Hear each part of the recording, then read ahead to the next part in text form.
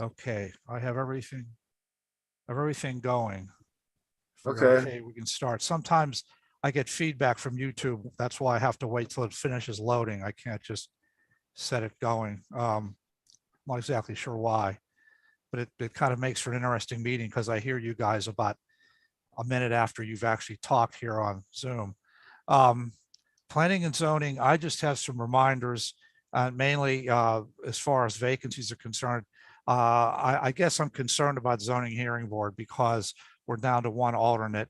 And while there's nothing necessarily pending, I don't think right now, there has been a lot of activity in the last few months. So I want to make sure we're aware that we do need to get a couple alternates. There's only 3 members in the zoning hearing board, and there are 3 alternates.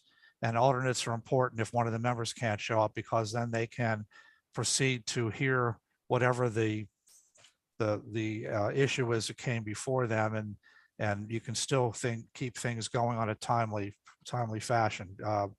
Zoning, planning too, planning commission also, but zoning in particular has certain deadlines you have to meet. And if you don't meet them, it's considered that whatever the issue was has been approved or is accepted. So that can be critical. It just depends, on the situation. So I just want to point out that we are looking for people on both zoning hearing board as alternates, and also one of the 3 alternate planning commission members is vacant. So if you know of anybody, we will be advertising these soon, but if you know of anybody, let me know. Yeah, Mr. Burley, I'm sorry, go ahead. Yeah. How do we search for candidates? Do we advertise in 3 City Times? Do we go on Yeah. to let the community know that we're looking for someone to fill this position? Actually, How do we handle that? yeah, soon we will be advertising soon. I think I have it on the agenda for, I think it's under ops. I have on the agenda for council to authorize me to go ahead and advertise for open positions. And when I do that, of course, it will go in the paper. It will go in Tree City Times if it's current, and it will also go out on Savvy Citizen. So it'll go out in multiple places. It'll show up on the website. So we'll know then too. But we're not quite there yet. I need a few weeks to be able to actually advertise, and then we'll be able to do that. So that's all I have to report. Just those couple of reminders. Once we get candidates in, who evaluates? Council does. You do. We do. Yeah, okay. Council. This committee but council has to vote as a whole to approve any appointments. So the committee can review whatever they give us. They may give us a resume, they give us a bio, they may just give us a letter, and this committee could review, or one of the other committees, or it could just be the whole council. The whole council has to approve it. Right. Okay. All right. Sounds good. Okay. Don, you're on. Yeah, Bill.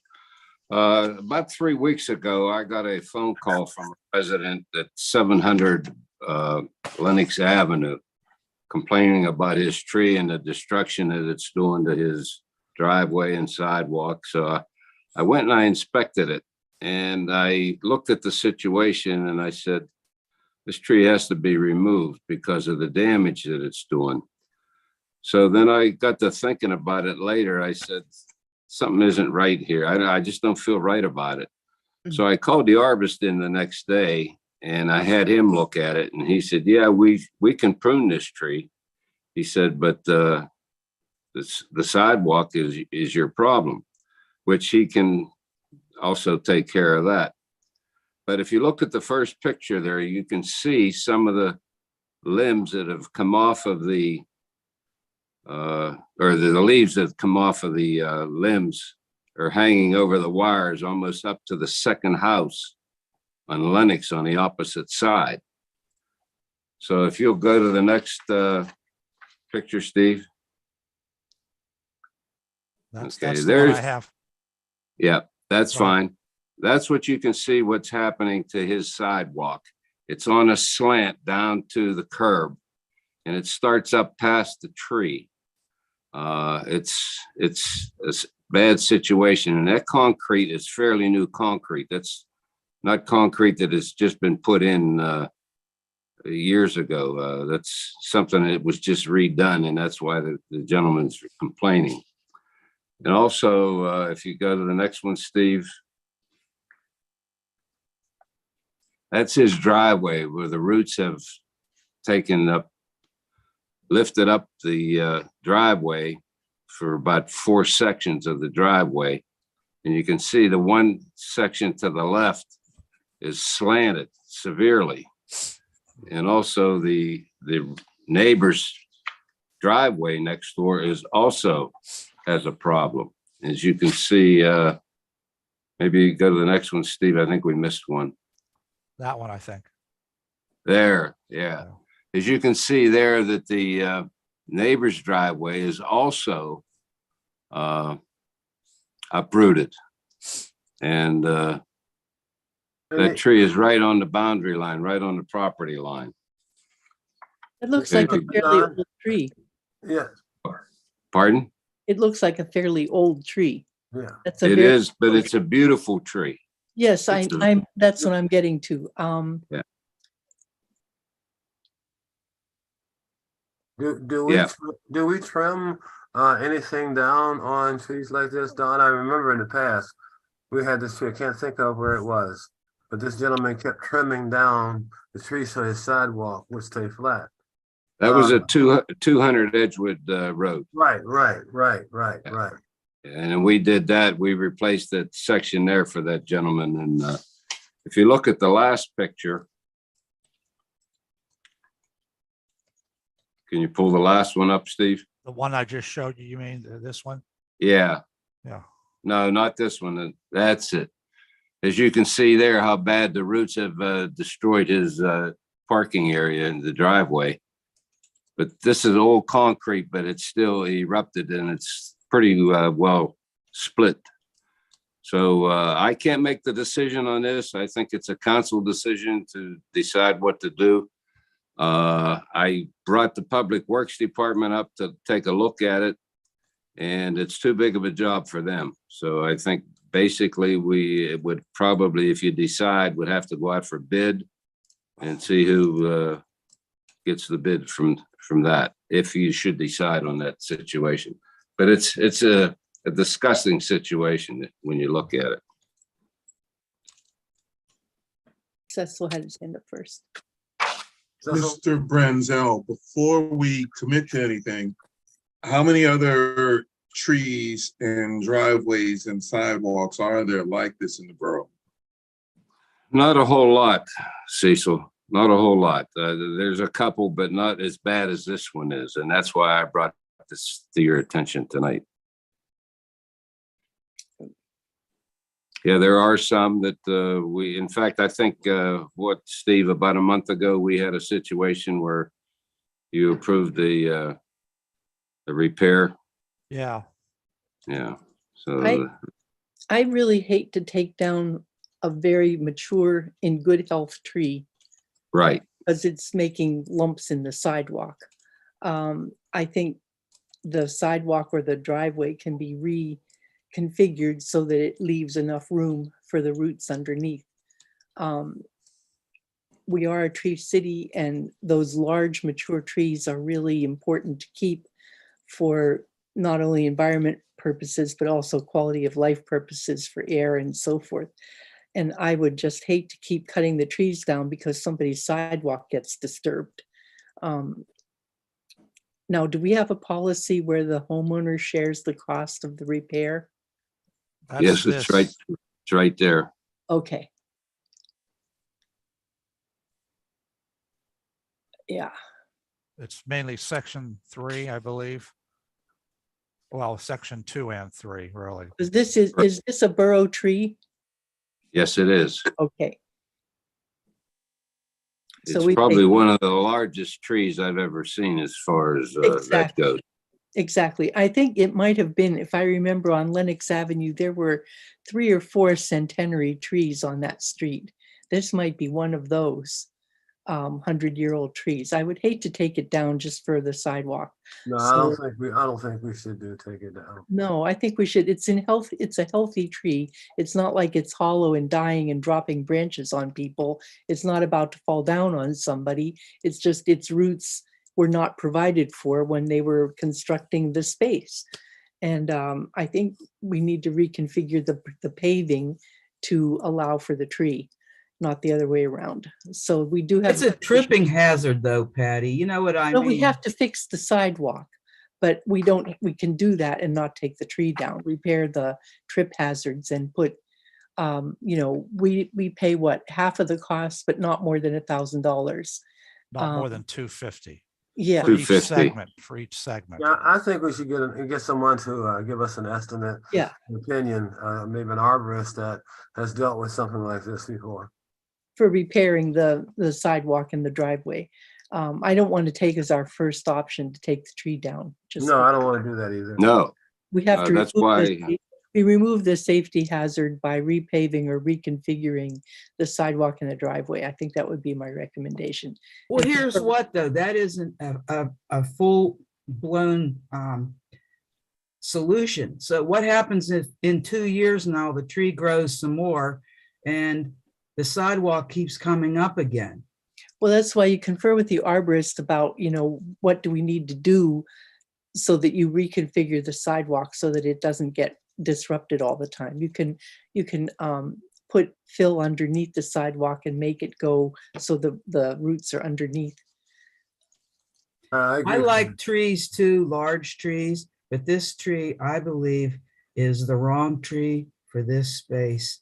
I would vote to take it down. I'm sorry. Well, I'd like to get an opinion from the arborist and get a cost first. which I can do. I Okay. will think do we that. we should get an opinion to find out what our options are.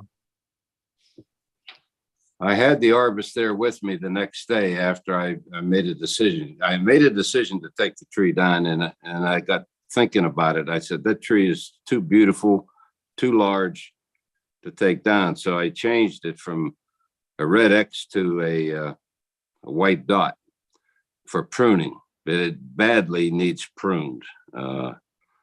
But like I said, that tripping area and the sidewalk and his driveway, I need a decision on that. I can't make that decision. What we're gonna do to that degree. I think on some of those, I remember we had a case where they trimmed the roots as part of that repaving so that, and it wasn't sufficiently pruned to damage the tree permanently, but it did prevent the upheaval of the sidewalk. So I don't know if the arborist could give you advice about that when they're looking at the repair. Thank you. Thank you. Well, he can give me that advice, but the question is, what are we gonna do about this gentleman's driveway, this resident's driveway? Actually, you have two driveways you're talking about now too. not just Right, one. you got two driveways Okay. and there's four sections there that have to be pulled out. And as I said, the Public Works, they can't handle it. It's too big of a job for them, so it should be put out for bid.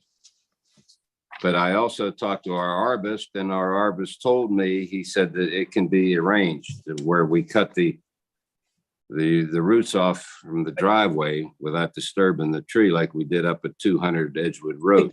Exactly. That's what I think we need to look at. So can we get an estimate for that? Sure, Yeah, I'd like to get an estimate as well.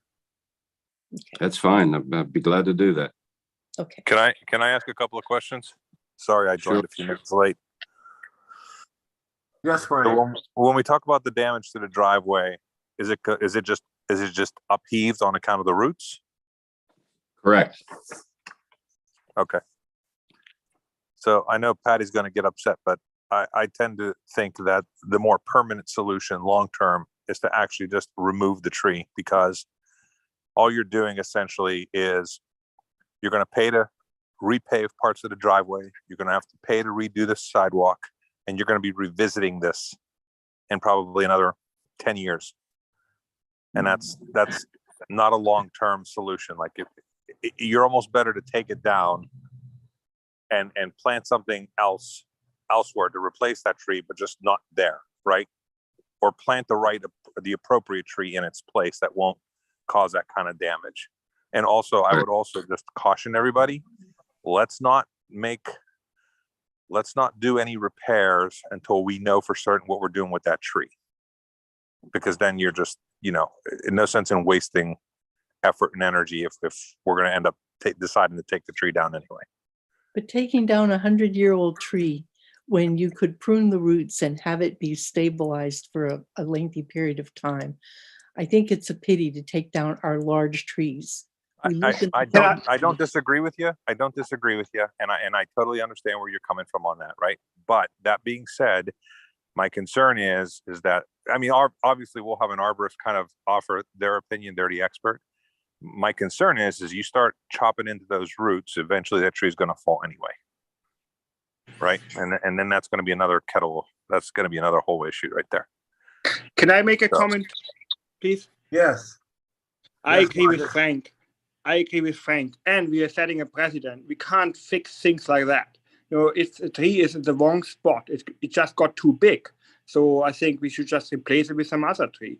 And we can't fix things like that, because in 10 years again, the tree will get even bigger and then it will do more damage, maybe to the road or something. So I think, like Bob said, the tree is in the wrong spot. So I think we should cut it down. We can't be in the business of fixing people's driveways like that.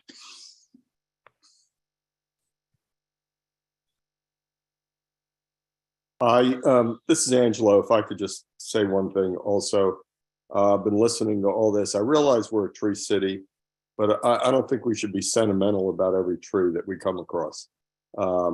This obviously needs to be repaired, and the only way to do that is, I believe, to take the tree out. I've seen many cities where they've had heaved sidewalks, and you never actually fix the problem without taking out the tree.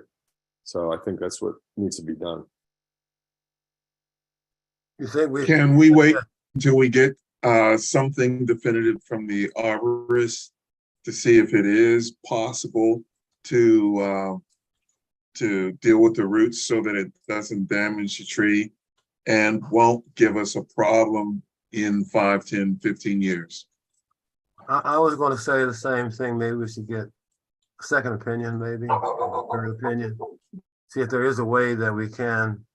But trees will grow. And they will expand. So I think it's something we are dealing with in a lot of places. But I don't think we should just run and cut it down and not look in and investigate to see if there is a way we can save it.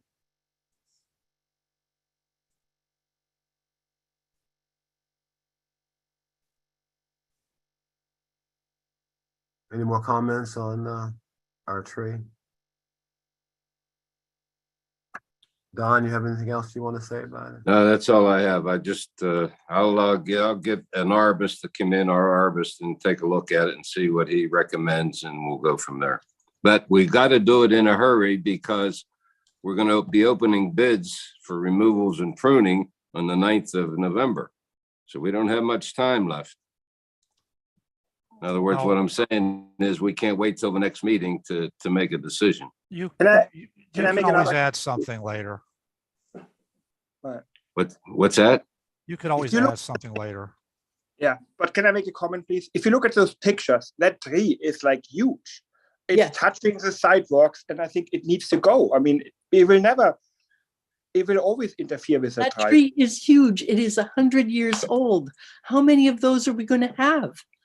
It's getting too big. Oh my goodness. Well, I think that everybody's got an opinion. Let's just wait and see what the arborist says. If the arborist says that he can trim the roots, but we'll have the problem in another 10 years, then we make a decision. Do we want to do this every 10 years? If the arborist says he can trim the roots in the tree and we shouldn't have a problem for 20, 25 years, then I would be inclined to wait out the 20, 25 years. This is Tree City, America. Yeah. And 100-year-old trees are not that common. really. I mean, it's a pity to cut it down just because we can't figure out how to deal with the paving around it. Now, maybe we need to revisit our setback policy so that we allow for the growth of a tree when we plant it as a borough tree.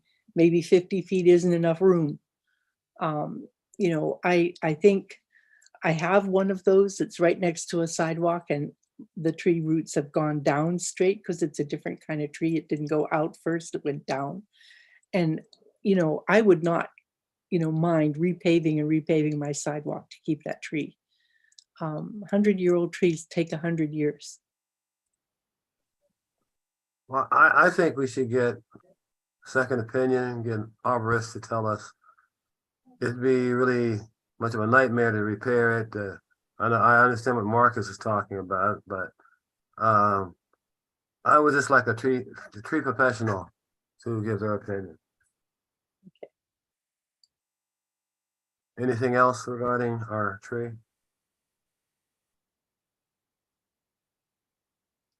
Okay, in the committee business report, I just want to say Angelo, who is chair of public safety, and I have been actively trying to get the watch the kids and senior citizen signs going. They're in, and we're going to, the distance has been walked off. Angelo has provided his time to make sure the distances are proper for our signs. And we're now waiting, are we waiting, Angelo, for the Signs haven't been received yet, as far as I know. yeah, okay. You had an item on the review of the sidewalk issue. I have up on my screen, if you want to share it, the sidewalk conditions of Forest Hills that was done, the sidewalk inventory. Did you want to see that tonight, or didn't you want to talk about that tonight? I don't know, what's the opinion on it? It was under the manager's report. It's up to everybody else. You want to talk about it?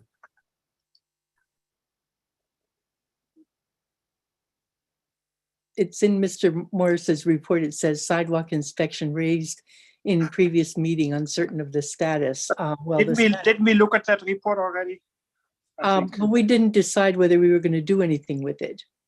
I mean, it was hugely expensive, so I don't think we wanted to do anything in near term. We can't fix people's sidewalks. Okay.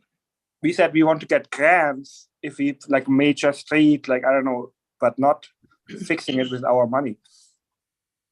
Well, I was thinking that this might be something that qualifies for the Grow Pittsburgh grants from Alcosan, if it helps to control water runoff from paved surfaces. If we could find a way to do matching, are we willing to consider some kind of a policy for sidewalk maintenance?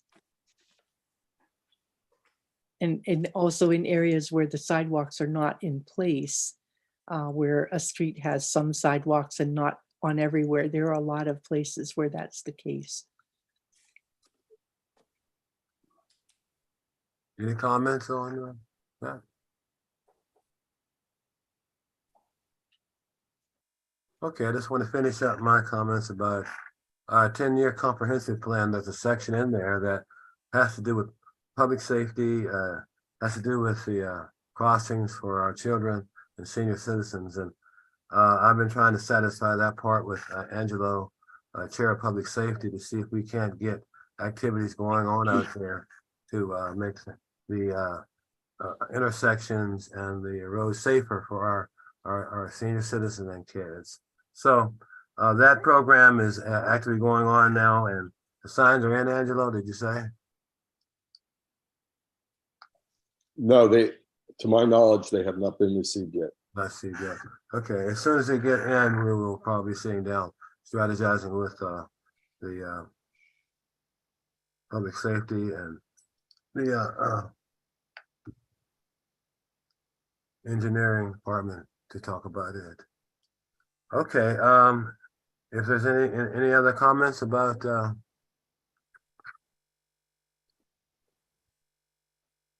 All right, well, Steve, we're done. Okay. I have Finance Committee up next. And managers update first, if you're okay with that. Yes, Ms. please. DeMarco. If you, and I would like to note that I received this material pretty late in the day, and I was not able to review all of this between the time I got home and the time we had our meeting tonight. So I apologize. I'm not as on top of this as I would like to be. I just didn't have it in hand in Well, time to look that's- at it. There is still So time to review, so that's not really a problem. All right. Yes, Let me proceed. start with cash flow, and I'm going to share my screen briefly. I gave you again a chart and this graph that shows where our current cash flow situation is. The one in red again is 2022. Last month, I reported that we were at one of the lowest cash flows in about 10 years, entering October, leaving September, enter October.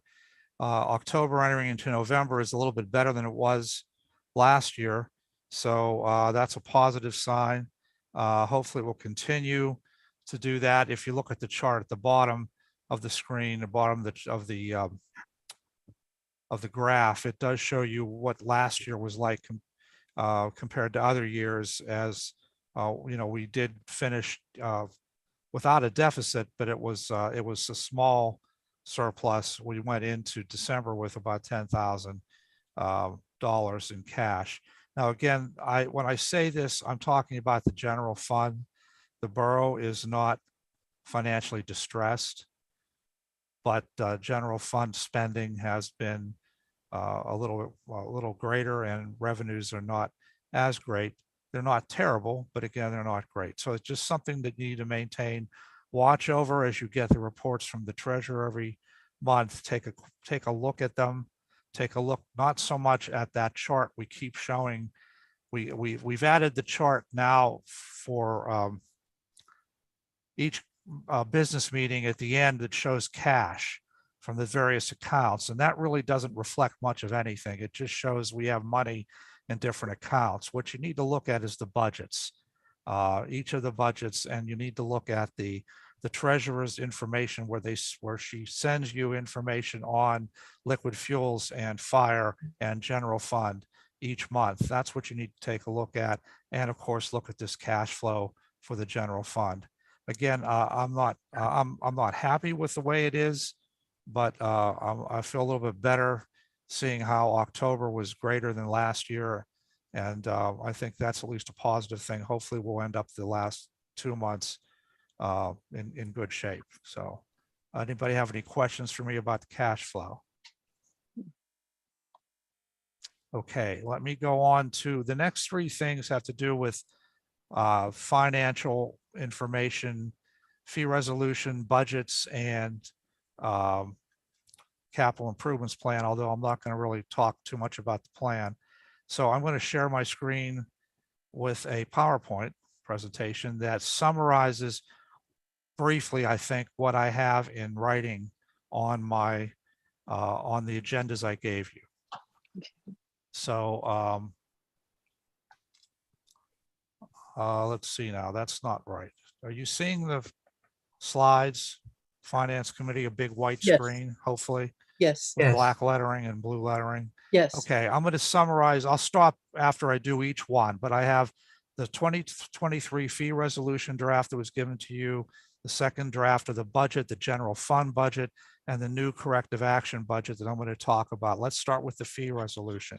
I gave you the full fee resolution to show you everything, because last year I didn't do that. And you know, there are newer officials this year, and it's always a good idea to take a better overview of a complete resolution. We put this in one place because we used to not do that. We used to have fees scattered all over the place in ordinances. And the solicitor and I talked years ago and decided the best course of action was to put almost every fee we have into the fee resolution. It's not perfect, but it's much better than the way it used to be. That's the reason why we do it. And that's the reason why each December we approve a new complete a new complete fee resolution, even if there's only minor changes, even if there's only one change. We do a whole new resolution, so we have a current one for the year. Tonight's goal, because you're just seeing this for the first time, is take a look at this, review it, and be prepared to discuss it December Finance Committee. I didn't expect that you were going to have a lot of discussion tonight on this, or that you would have a lot of knowledge. The major changes that there are, first, the engineer, Glenn Engineering recommended these changes on page 1 to their fees. There's a $5 increase. It's a little bit different the way it's listed here than the way it is in the fee resolution, because the fee resolution lists individual staff members there, but here it kind of lumps everybody into categories. So the chief engineer, Dave Gilland, right now, staff could be a number of different people, including Bob Ziskow, and then any clerical administrative staff. They're recommending a $5 increase across the board. That's on page 1 of the draft that I gave you. On page 11 is the next change that's on here. That's under section 9 zoning matters. We talked in the office and talked with Steve Corbel, and we thought that and actually Dave Naylor had suggested this too, that we review this. He and Allison both talked and thought that our original fee of $600 for any appeal to the zoning hearing board was not enough. And there were a couple of examples this year with some of the actions that were taken. So after talking to Mr. Corbel, we decided to double the fee, and he agreed with that. And again, this is something I need you to look at. You don't have to make a decision on this tonight. You won't make a final decision until December. We'll talk about it again at the December meeting, but this is what's recommended by Mr. Corbel after talking with us, Dave Naylor, Allison, and myself. Note also that building inspection underwriters did not offer any changes, but I did attach their general uniform construction code fees that we have incorporated into the fee resolution. So you'll see that attached to your agenda at the end. Note that anything related to Uniform Construction Code, UCC, BIU gets those fees, and that covers their costs, and we get 20% of that back. Now, other fees that they cover for us are set by the borough, and we get those fees completely, and then we pay them back for their time. If anybody needs to see a copy of the agreement with building inspection underwriters, I have that. Just email me and I'm happy to give that to you. But again, they didn't offer any suggestion. In fact, they told me they would rather you offer suggestions to them if you'd like to see any increases. We haven't increased anything here for a number of years now. I don't know that there is a need to do that, but I wanted to point that out to you at least. A couple more changes for the fee resolution that I gave you. Pages 18 to 24 under section 19 Parks and Recreation have a number of changes, but if you take a look at that, a lot of that has to do with the amendment that was approved in March of this year for parts C and F, which is mainly swimming pool and tennis. So the changes that you see in there really aren't new. You've already approved them in the amendment. There are a few things as far as rentals concerned, yeah, go ahead. Steve, can I make a comment, please? Yep. I think you're missing a complete round of changes we suggested. I think Rec Board and Bob was working on it. So I think we wanted to increase mainly the pool plus, like hike that up. So I think that definitely needs to go. There are lots of changes in the pool and tennis. You guys need to give that to me and I can put it in. I can't write I it in. thought Bob did it, but yeah, we have to double check. I'm sorry, I didn't send that to you, Mr. Morris. I will. Okay. I apologize. I'll have Okay. it. I'll make any changes for the December meeting then. But what's in there right now, except for some things that Cindy recommended for rental fees for both the pool lodge and the rec lodge, is pretty much what was in the amendment. Okay, from March. And then finally, page 25, trash and recycling. After looking at the cost for waste management's contract in 2023, I think it's prudent to raise the fee from $250 annually to $264, and seniors who qualify under the county's program would go from $200 to $214. Again, this is my recommendation. It's not set in stone. You can review it, but I think that accounts for a number of different things that, oops, I'm sorry, I don't have that on here. I have that in a different, I have that in a different, let me go File. back. I have that in a different slide. I don't have it here. Whoops, I keep changing it. Sorry about that. But anyway, I'm recommending that that will cover our costs for waste management as well as other costs, which I'll show you in a few minutes. Does anybody have any questions for me about the fee resolution before I go into budget issues?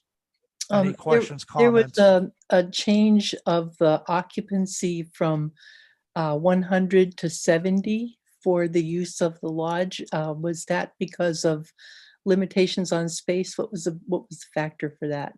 Well, yeah, I'd have to have Cindy talk more about that, but I Okay. believe that's the case, yes. Okay. Any other, again, I don't expect you to have a good knowledge of this now. This is the first time you're seeing this. We won't talk about it for a month. So you have time to look at it. I'm sure, I mean, I know over Thanksgiving dinner, I'll probably be spending time looking at the fee resolution myself. So anyway, does anybody have any immediate comments though right now about anything? Okay, so please take a look at that. I'll update with any changes that are made, but look at the stuff that didn't change as well. Make sure you're okay with it. I did have the solicitor look at it. I did have the engineer look at it. And I did ask building inspection underwriters to look at it. And so any changes or lack of changes is after having talked to them. There are a number of different things that they affect here. And if they didn't recommend a change, I didn't include it in there. All right, what I'd like to do then is go to my next topic, which is the second budget draft. Nobody really gave me any changes. I had asked you guys to look at the budget. And by the way, I'm not showing you liquid fuels, fire, or road, because really there isn't any major change in any of them. There's a minor change in road that I'll explain to you tonight here in a few minutes. But I'm not giving you those budgets again because there's no changes. And we'll talk about the capital briefly after I'm done with all this, but I'm really not recommending any changes in the capital improvements plan either. So there's nothing there. This is all general fund related. The total general fund budget that I have in the second draft decreased slightly, as you can see. And I'm going to show you why in the next few slides. First, revenue. This is probably the main reason why there was any decrease. The real estate current year I changed because the county's total taxable assessed value for the borough went down from my draft in October. It's now 383 million versus 385 million. Not a huge change, but enough to make a difference. And because I'm not sure that they're done making these changes, in fact, I'm pretty sure they're not done. And because they don't actually give us the official assessed value until January, which I know sounds ridiculous because you have to approve a budget by December 31st, but you don't get the final actual assessed value from the county until the middle of January. But we have no choice in that. That's the way it is. So I did build in a little bit more of a reduction in there than I might have with that total assessed value. So you'll notice there's a couple of lines in the spreadsheet that have a light red highlight. That's one of them because there's a change there. Okay, does anybody have any questions about the real estate current year? Because I want to make sure that's a large number and I want to make sure I'm being clear. I have a comment. It is a large number, but the change for us is relatively small. And you say it's like in millions, but our cut on taxes is not as big. Right. It sounds way more dramatic than it is. Yes, right. I agree. Okay. I agree. The other changes I have in revenue, I added the Chalfont Public Works equipment fee to 01363. 363 just used to have Chalfont Public Works fee, and that does show the new fee in the new agreement. But there is also now another fee, the equipment fee that you agreed to with Chalfont. So we put a separate line item in there for that. So you'll see that line item in there with that fee that's specified in the agreement. And then I did mention I was going to talk to you more about refuse and recycling.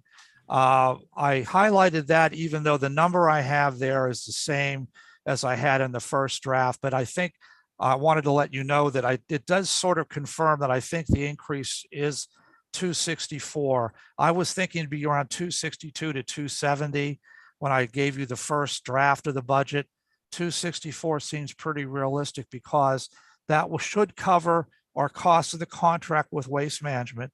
It should cover the estimate for delinquents, and that's based on, it's hard to guess what the delinquents will be, but we do look at what the delinquents have been in the past.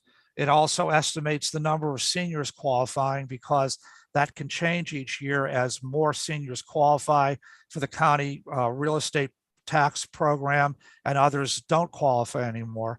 But you use the number we have right now, and that's included in that fee. The cost of mailing, as well as administrative costs and other billing costs, postage, et cetera, paper, printing, things like that. That's all built into that fee. And I believe that's a reasonable fee. So those are the changes I made in revenue. Does anybody have any questions about that? I have one question. In your category of PA grants under state capital and operating grants 354, what do you count in there? You have 1,000 in for the 2023 budget. I'm sorry, let me get my paper out. Which Okay, one it's are you on referring to? page 2 of 4. It's under item 354, state capital and operating grants, and it's 01354001.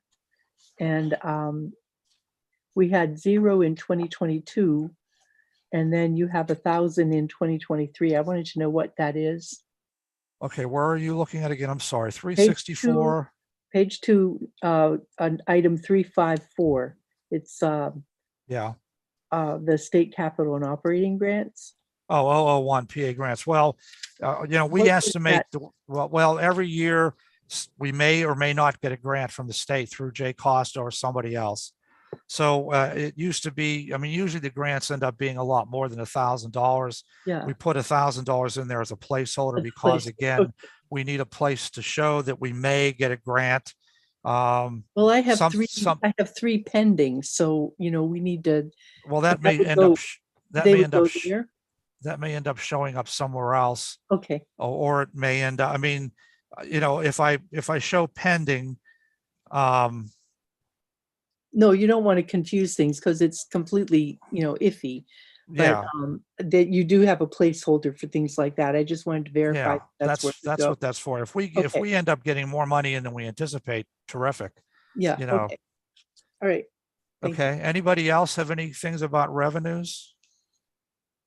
Let me show you some changes then in expenditures, and there really aren't much.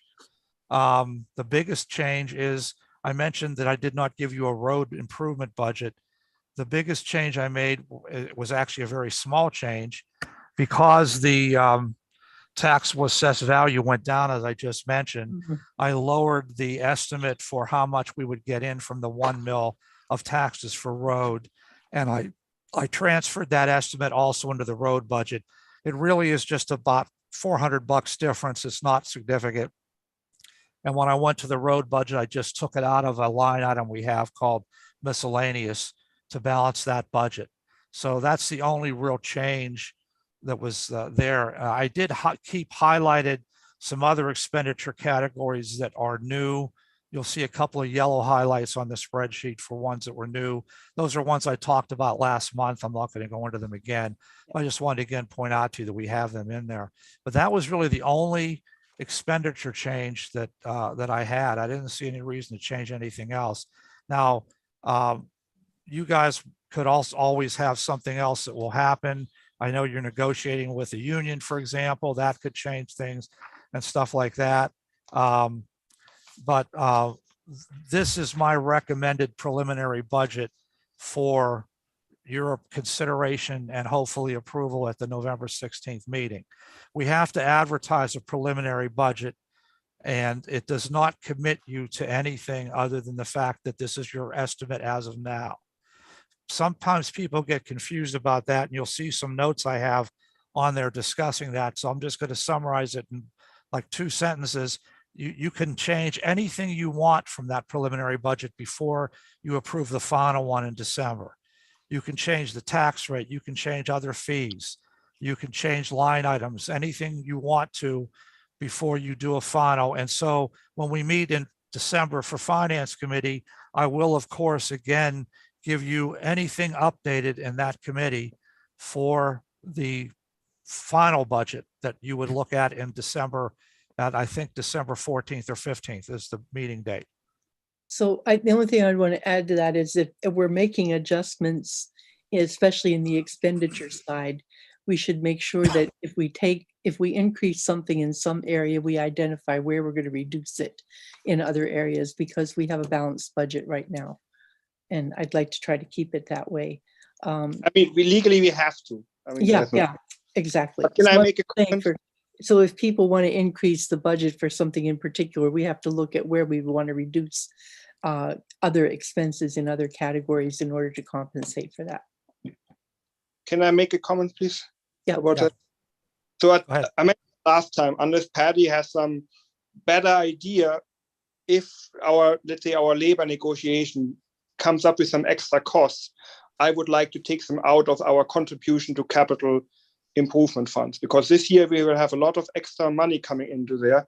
So I think it's fine if we have to reduce it a little bit. Yeah, And that's the best way to keep it balanced. And I think the easiest in my mind. I That's also fine. think that when we get to some of the, like, for example, the road improvements for sidewalks and things of that nature, if we do in fact get grant monies that can help with those expenditures, we can increase those areas appropriately if we get additional revenue. But at this point, I think we are looking at a budget that's within our expected conservatively estimated revenue expectations, and I'd like to try to keep it that way if we can. So bottom line is, then this is what I will give you as the preliminary budget at the meeting. And I'll have a draft agenda out to you this week before I go on vacation. Okay. So you'll have something to look at. It will include numbers and all that on there.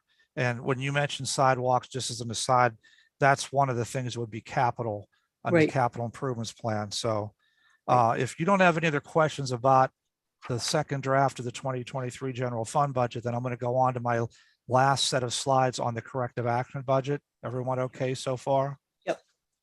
Okay, this is the third item I have in my manager's report. I work with the engineer, Bob Ziskow in particular from Glen Engineering. He's their expert in sewer related work. And we came up with the corrective action budget of 2.6 million. The one in 2022 was 2.4 million. I think it will be higher because I think we'll have some carryover in there. Also, I think it will be higher because the sewer regionalization work that we're doing involves more than just our community, but the borough initially is paying for it. Once we're done paying for it, we'll get money back from the other communities along that line. It'll be not a significant amount of money, but still some money. And I'm not showing that in revenue now because I don't like to count on things I don't have or I don't know for sure. But that is another reason why I think that the sewer budget can be a little bit higher than what it was in 2022. Go ahead.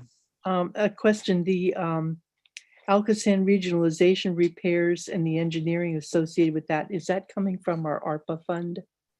Yes. Okay. Well, I mean, Yeah, when we right pay now for it. it's not yet, but yeah. There are two line items in the budget every time we do this budget that show identical amounts. One's a revenue and one an expenditure, and it's the Alcoasand charges. Alcoasand requires us to put this in our budget. This is part of the agreement that all Alcoasand communities have with Alcoasand. And because it's only an estimate right now, it is subject to change, but because it's the same number in both the revenue and expenditure, it may increase the bottom line, but it won't mean that you're going to have a deficit or anything. The number is there, as I say in this slide, because Alcoasand requires you to include in budget funds equal to 120% of the amount they estimate will become due. So we haven't gotten that estimate yet. but we're required to put 120% of that estimate into our budget that says we're going to pay that to Alcosan. Alcosan also, of course, assumes that we're going to bill that money to the ratepayers when we send out our sewer bills, and so we're going to get that money back. That's the reason why there's an equal there, an equality there, a balance there. So you'll see that number the same as both the revenue and expenditure in these two line items, 19,364,013 and 19,429,459. As far as expenditures are concerned, the engineer assumes we're going to do the following projects. You can read them. We're also going to do routine consent order work that's included at the top of the expenditure category. And those are all the different televising and related work that we are required to do because of the consent order, a lot of which we do on our own. Note too that under expenditures 19,446,380, we include MS4 activities that's stormwater related because council right now does not have a separate stormwater fee. You have said in various resolutions setting the fee that it covers both sanitary sewers and storm sewers. Now, some people are starting to break that out and set a separate fee. We haven't done that yet. And I don't know that there's a reason to do it right now anyway, but that could be something that down the road, they may require you to do. They may require you to actually show it. Right now, they're not requiring that. The state is not requiring that. I also do not show two items that I mentioned in the past that we need to consider sometime in the future. And one of those is replacement of the sewer vector truck. I discussed that last week in Public Works. And I mentioned too, the need to update the borough's GIS software. Again, we're required to have geographic information systems information for all of our sewer lines, et cetera, throughout the borough. And so we do need to update that. Right now, I mentioned in the past, we've had a problem with updating that.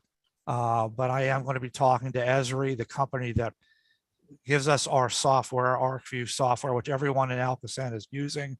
And I want to make sure that they're aware of what we need. And then I need our engineer to make sure that they get up to speed too and update everything that they have into our software as well. So there's no major cost necessarily right now, but I don't have anything budgeted for either of those two items in this current budget.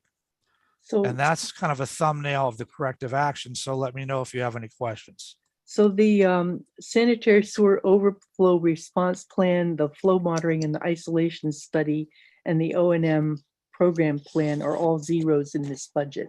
Yeah, I kept in some things I need to remove Why wouldn't we be doing those things? because they're not part of the current, either they're not part of the current consent order or we've already done them. We've already done them. Okay. Yeah. Yeah, I should probably, I have a bad habit in all the budgets of admittedly keeping zero numbers in there. I always am afraid that that line item isn't going to go away, even though it looks like it has. And in a way of being transparent, maybe also being OCD, I don't know. Well, I hate to remove them. I think an operations and maintenance plan, program plan is probably a good idea. So I wouldn't mind if you leave that in there because I think it's a good idea to have an O&M maintenance program in place. Well, don't get me wrong. Just taking them out doesn't eliminate the line item. It keeps the line item in our books. I just don't show it. But again, I've been showing it just because I OCD or whatever you want to call it. I don't know. I mean, obsessive. Does anybody have any other questions about any of those budgets? Oops, I'm trying to get out of my things here. I have a question about the GIS software. Yeah. Based on what I just heard, as it stands right now, are we not up to date on the information that we have? So we aren't. Et cetera. We aren't. The engineer is, Alcosan is, we aren't. So it's critical that we get that software. Well, I Yeah. use it, in the past, I've used it because someone will ask me a question, I'm able to answer it easily. And I've, from, depending on what the question is. So it's nice for me to have it rather than having to go somewhere else. But I'd also like to see if we couldn't add some other packages that Esri has. That's one of the things I'm going to be talking to them about in the next few weeks. If you remember, I mentioned I went to ICMA Mhm. and I talked with them there, and they want to set up a meeting with me about other packages they have that may be worthwhile for us to also have. Not Mike Sullivan, he's the hockey coach. What the heck's his name? Mike Schaefer. Is that his name? Darn it. I'm getting old. I can't remember his name. Is that his name, Angelo? Mike Schaefer, right? No, Mike Joseph.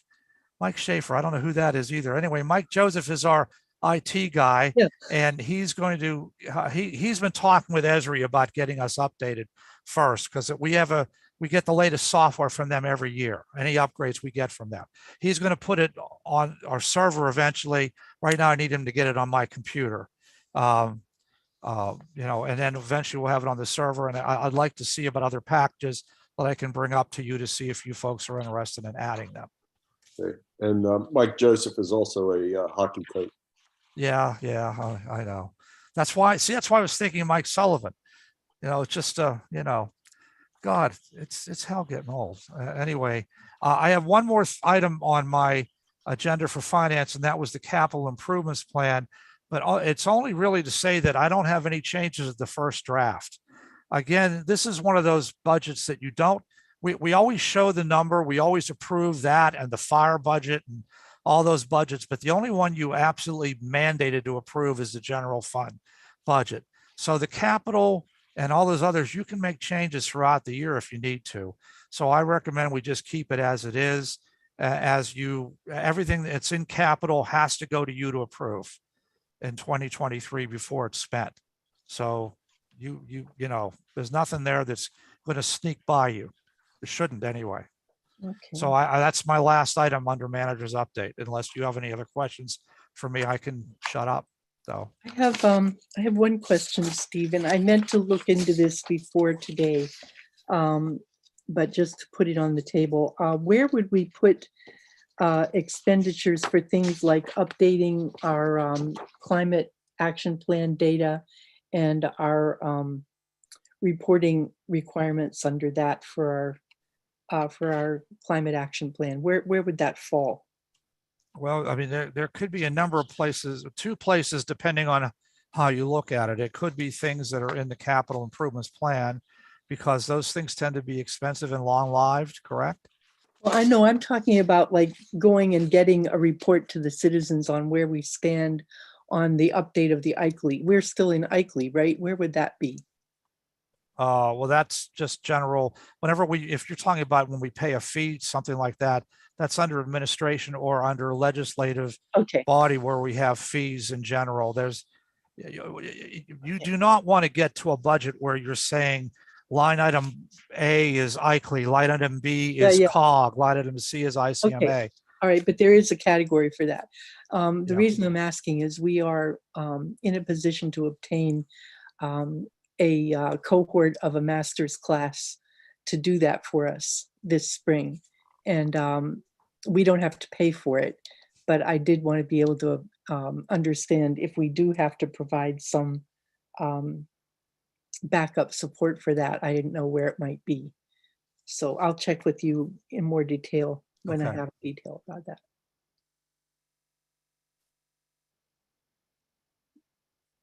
Okay, well, thank you very much, Mr. Morris. This is elegant in its presentation, and I think we're very fortunate to have a balanced budget going forward that will meet the needs that we have in the coming year. Any other comments from my committee members? Barb, Cecil? I will be looking at the capital budget. We're going to be getting a proposal from Siemens, and I think a number of the things that they're planning to do there would be reflected in the capital budget for improvements on our buildings, and the financing of those will be indicated as part of that performance contract. And there will be other things that I think I would like to talk to our engineering people about, there's a grant option available for additional ARPA money that is for sewer and stormwater abatement activities. And I think if we have a long list of projects here that are proposed for the coming years. So I think any of those that we can target for grant support, I would like to pursue so that it takes pressure off of our own funding. I don't know whether there are matching requirements for those grants or not yet, but I will go to the briefing on it and see what we can find out. Yeah. Is that related to that email I sent out earlier today? Yes, too? I did. Yeah, I did talk. register for it and I looked at it. I did talk to Bob Ziskow because again, I'm going to be away. He Yeah. said he plans on sitting in on that to see, what's going on with that and if there's anything we can use. So just Okay, so well, you're I'll be aware. going to that too. And I don't Okay. know if anyone else is. I think Barb said she would be. So I think it's helpful to know at least what's out there. Okay, that should be it then for us, unless someone has anything else you want to bring up under this. No, thank you so much, everybody.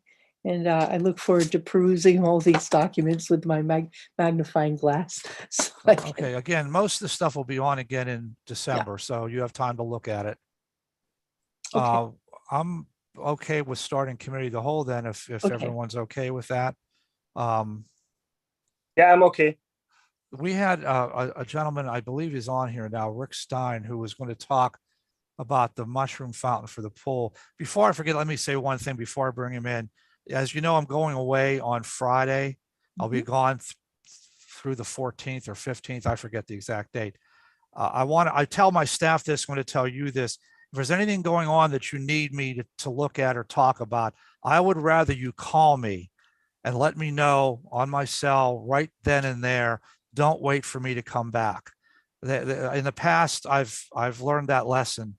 I don't care if I'm at the beach or on a roller coaster or just sitting down reading. I would rather you call me and tell me what you need to know. I will try to check email, but I don't know how successful I'll be. If it's something immediate, call me or have staff call me and let me deal with it right then and there. Okay, so I just wanted to point that out once before I forget. I Mr. have to point Stein. out, don't answer your phone on a roller coaster. You might lose it. Well, So- no, yeah, okay. Thank you, Mr. Oberling. I appreciate that. Sure. I'm gonna promote Mr. Stein to panelist. Mr. Stein, you're on here, I hope. Wait a minute, maybe not. Promote to panelist. Yeah, there you are. Mr. Stein, you were going to report to council on this mushroom fountain for the pool. So if you're available and can unmute yourself, please go ahead and do that.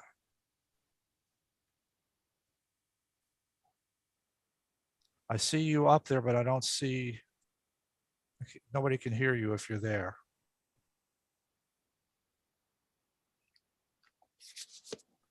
Maybe he.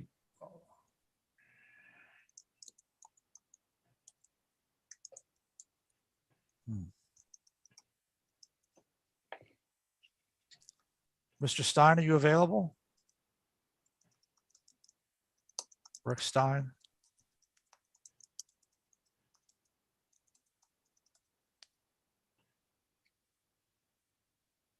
Okay, I'm not sure what's going on. So I will just start talking, and Mr. Stein, Yeah, if you can. but keep him on. So if Yeah. he gets his thing fixed, and Yeah, if he can hear us, I'm happy for him to talk at the business meeting too. If he can't tonight, if it doesn't work out tonight, he can just show up at the business meeting. okay. Well, just interrupt, Mr. Stein, if you are there. Let me just go through a couple of my items. The centennial clock. I did speak to Lumicron to prepare for work to be done. I attached a photo of the Victorian style clock to your agenda. Can you hear me now? Oh yeah, go ahead, Mr. Stein. Sorry Go about ahead. that. I'm not quite up to date on the Zoom action here, but That's fine. Go ahead. good evening, Mr. Morris, committee members, fellow Forestillians. My name is Rick Stein, and along with my wife, Karen, we've been homeowners and residents in Forest Hills for over 35 years. I've lived in the community for most of my life, over 55 years, including the opening of the Forest Hills Community Pool and Facility.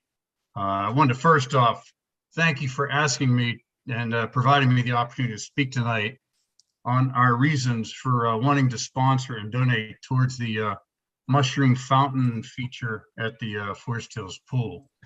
The reasons are many, but primarily it is our desire to give back in some way to the borough of Forest Hills, which we are very proud to be members.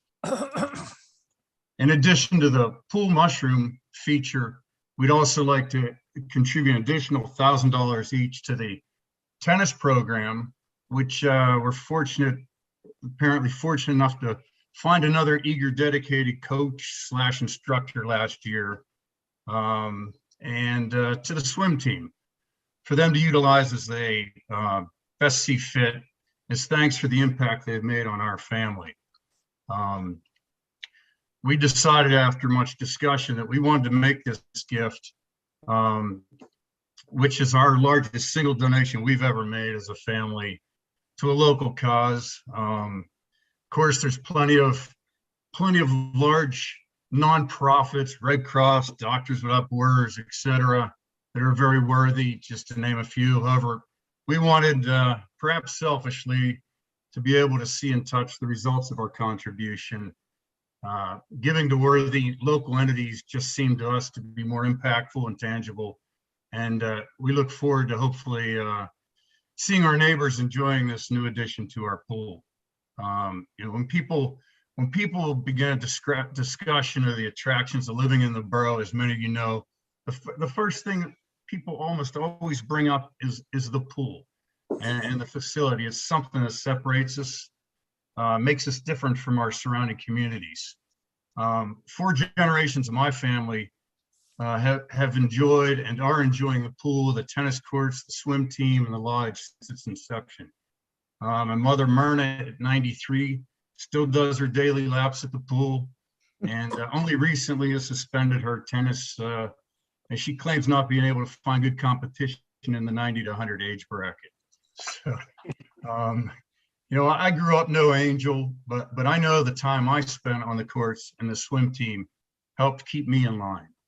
Our children, Chelsea and Tara, now grown, were active members of the swim team, the synchro team, the tennis teams, and Tara continued to coach for a period of time following her swim team years. Tara now lives in Forest Hills as well, along with her husband, Chaz, her son, Cash, age 5, daughter, Amelia, age 2, and they've already taken advantage of the tennis program lessons, the swim lessons, and utilize the pool all summer. We hope they will continue with the teams as they grow up as well. We can think of no better way to say thank you for the privileges mentioned than to sponsor the fountain and add to this wonderful amenity that Forest Hills has to offer. It's hard not to become a little bit emotional remembering all the good times shared by my extended family and me since the pool opened. Our ability to give back in some meaningful way to Forest Hills is our reward and saying thanks. And we hope that with the help of others, our borough will continue to improve and thrive. So I thank you for your time, and we look forward to making this happen. Thank you. Thank you so much.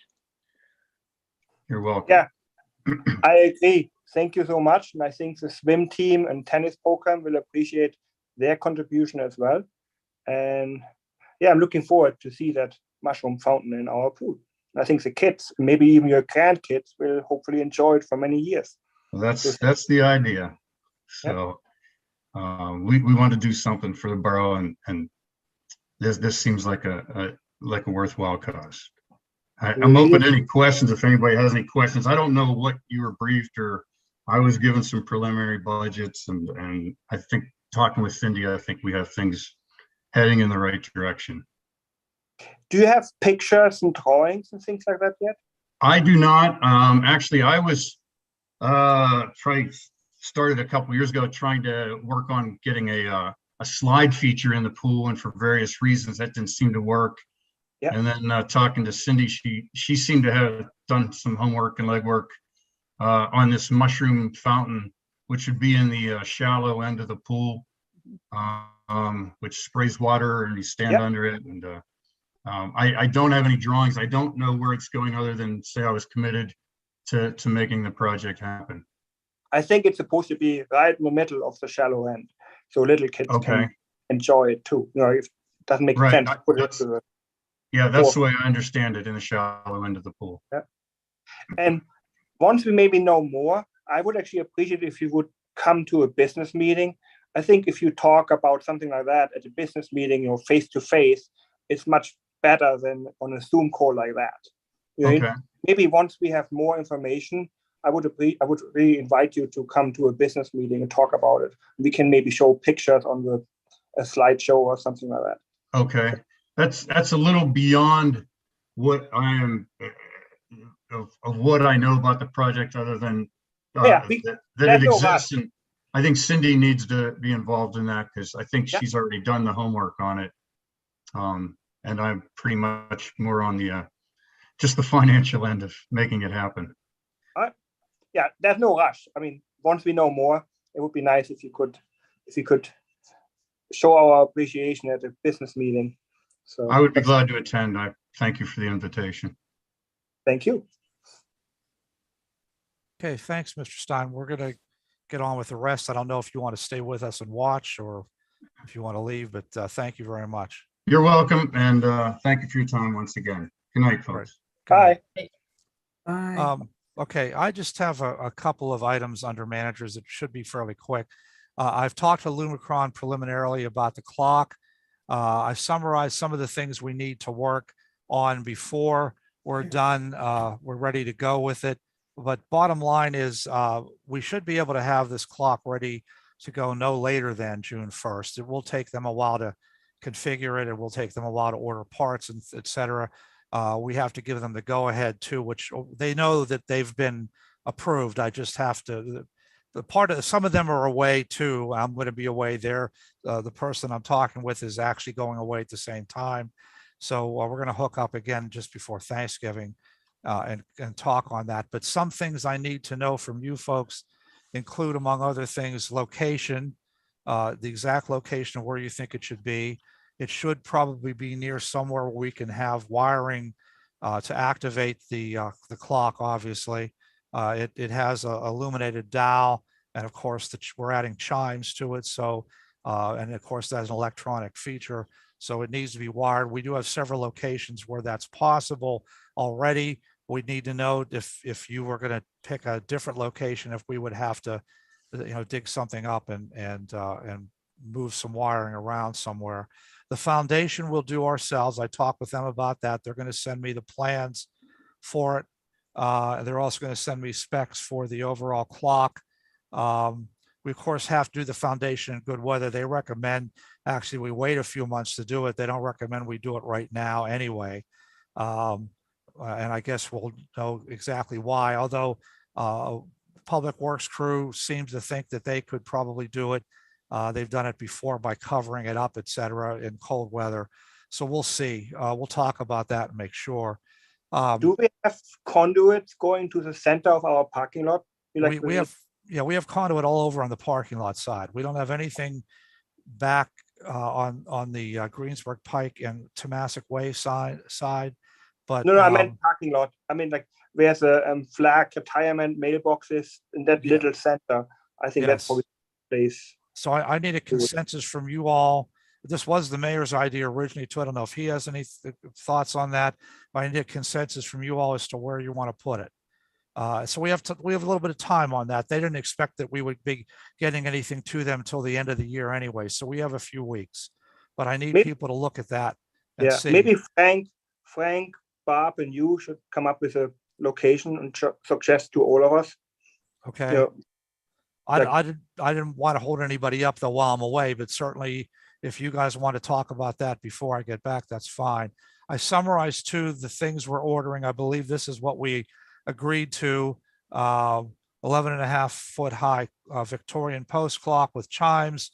They'll install, except for the foundation. They'll send us the drawings, engineering drawings, et cetera. I don't know what the shipping cost would be. I have to work that out with them. The other thing that we had mentioned last time we talked about this was some of you were saying you might want to contact references before we actually finally give them any money. I didn't know if anyone was going to do that or not. I haven't had the time to do that myself, but I know some of you have said you might. And you all have the paperwork because I gave it to you during the last meeting in Borough Property, I think last month or somewhere. So if you want to do that, go ahead. But in any case, there's a couple of things we need to decide. Just don't want to let it wait. Hopefully by the time we meet again in December, we would have some of this finalized, and I can get Lumicron and I will be talking too once we both return. I forget the lady's name now. Kate, I think was her name. We'll be talking after we both come back from our respective vacations. Does anybody have any questions for me about that, though? Mr. No? Morris, I'll be happy to get an answer ready for the December meeting Okay. with the questions. Thank you for bringing it up. Okay. The rest of what I have are just some reminders. Reminder again about the tax collector. You know, you have to appoint someone next year. Well, no, I'm sorry. You already appointed Ms. Sullivan. There has to be an election next year, and you have to make decisions on certain things by ordinance as far as compensation, costs, et cetera. You have some time. I believe you have to have that done by mid-February, if I'm not mistaken. It has to And be can done I explain maybe a little bit Go more ahead. detail? Yes, So- go ahead. Janet will basically talk to Jordan. She thinks it will be around $11,000. We currently pay her 15. And so essentially we would have like a tax collector light position, like $4,000, pretty much be the figurehead, be on the phone if people complain about something, have questions, but Jordan would do all the stuffing of the envelopes, all the legwork. But we obviously have to make a decision before we actually have the primary, because it obviously will be different. Tax collector light, $4,000, or full, I don't know how many hours Janet works, $15,000. I think the $4,000 option is probably easier for us to find the qualified person, because we need to find someone obviously to run in the primary to do that. And so that's what Janet will work on. I think probably the $4,000 option is easier to recruit someone as well, because it's less work. That's it. And the time sensitive thing to this, don't forget, is that it has to be done by ordinance. So you Yes. have to advertise it, you have to approve, authorize the ordinance, et cetera. It has Solicitor to be can do that, before- but It has to be before the primary, the signature. People look for signatures, because obviously people running for that office, they need to know how much they get paid for. right. So So we you probably before want to the- have, go ahead, I'm sorry. Yeah, we have to do it before people even start collecting signatures for the primary. So it has to be well ahead of the primary. It So would be prob- good if we probably could do the January. ordinance in January. Yeah, we should do the ordinance in January and put the notice out in time for our business meeting. Well, I'll keep this on here. I thought the Yeah. solicitor was going to be on here tonight. I'll keep this on here for next month just to make sure that it's not forgotten. Yeah. And then the other thing I have is my end of the year reminders. I'm not going to go through all them, but don't forget, I did give you a calendar last week to look at for meeting dates in the new year. And we'll talk about all that at the meetings in December. So please take a look at your calendar for 2023. Check most of the stuff is the normal meeting dates that we usually have. There are a couple of exceptions, just double check that. The rest of this stuff you can read on your own. I won't go into it anymore. And I'm finished, Mr. Urbaninger. Steve had a conflict today, so he is not, obviously he didn't join us today, but he will be back at our business meeting, and we will have an executive session at that business meeting again, like we pretty much almost have. My report, last week, Angelo and I had a meeting with the Forest Hills Fire Department. So Ricky Colella and Bob, I forgot his last name, like the captain, had a meeting with us. And we talked about Fillmore, like blocking the left turns on Fillmore. We talked about something else, which is like executive meeting material. So we'll talk about that at the executive meeting. And deer management, there seem to be some activities going on in council side. And I would like to caution everyone, I think we are really at the research stage at the moment. I don't want a public meeting. First of all, I think eventually we will have to have a public meeting about deer management, not as part of a business. We just have to have a dedicated meeting, because I have the feeling there will be lots of residents showing up, and I don't want to blow up a business meeting or a committee meeting for that. So we need to do our homework, and then maybe we can invite people from the state to talk about it and have residents answer it. But Forest Hills is unfortunately not an island, so we can't just do something on our own. So I think it has to be by the state. And I agree with everyone. Clearly, deer is like, I've never seen so many deers before. I lived in Forest Hills for 20 years. So something changed. But I think the state maybe needs to give more hunting licenses out, or I don't know what. But Well, I did reach, Marcus, I did reach the game warden for our area. He thought I was calling about a complaint. When I explained the situation to him, he put me in touch with the deer biologist for the Game Commission here in our southwestern region. Her name is Robin Flegel, and we've been trading phone calls. She called me back when I wasn't available, and I've called her twice when she wasn't available, but we will connect. And at that point, I will ask her if she can give a briefing to council, either in writing or come to one of our Zoom meetings to give us some more information about what options we might have, what kinds of things are likely to work in this area, and what the parameters are that are pertinent for this problem. She is a professional deer biologist who does mostly deer management plans for communities. And I think she'd be in a good position to advise us. And after we have input of that kind, then we can decide what we want to share with the public and at what time and how we do that. So just want to close that loop with you. Yeah, I don't think we're ready for a public meeting yet. Of course, if you would talk to us at a committee meeting, it's still public too. But I mean, like a Q&A with residents and things like that. I think we need a dedicated meeting for that. Yeah, then we'll do it on a Saturday or something of that nature. Yes. A little further down the road. Yeah. Yeah, I agree. Okay, and then I don't think we have anything else from other committees. So I think. What about the Citizen of the Year? We said we would talk about that at the executive session. Oh, okay, thank you. Marcus, yeah. I have a question. Yes. We are, as we approach the end of the year, we generally will renew contracts that we have with a variety of different entities. Yes. I thought we were going to look at those contracts. Yeah. We did start as executive. It's executive material. Right, I understand that. I'm trying to be as generic as possible, but I haven't. I think, are we going to have enough time to do that? Yeah. Yes. We will. Okay. We already dug out solicitation from last time we did it, so we are working on that actively. Can I just say, you can make changes anytime you want? Yes. Yeah, we don't have to have. I mean, sometimes we have a contract, like a fixed contract for, like with our auditors, for example. But most of the time, it's at will. We can cancel anything today if we want to. So. Okay. Thank you. There's no January 1st or December 31st deadline for anything like that. But we are making progress. I would prefer to do work on one at a time, but sometimes little things we can work two or so at the same time. But all those professional services, we should look into it. It's time, because we haven't done that in a long time. I agree. Anything else? All right, that's it. Thank you, everyone. Steve, enjoy your vacation if I don't see you before you go. Thank you. And again, stay in touch with me if you need to talk. Don't feel free to not call. Okay. November 16th is the business meeting. I'll be back around the 15th, I believe. Okay. Good night, everyone.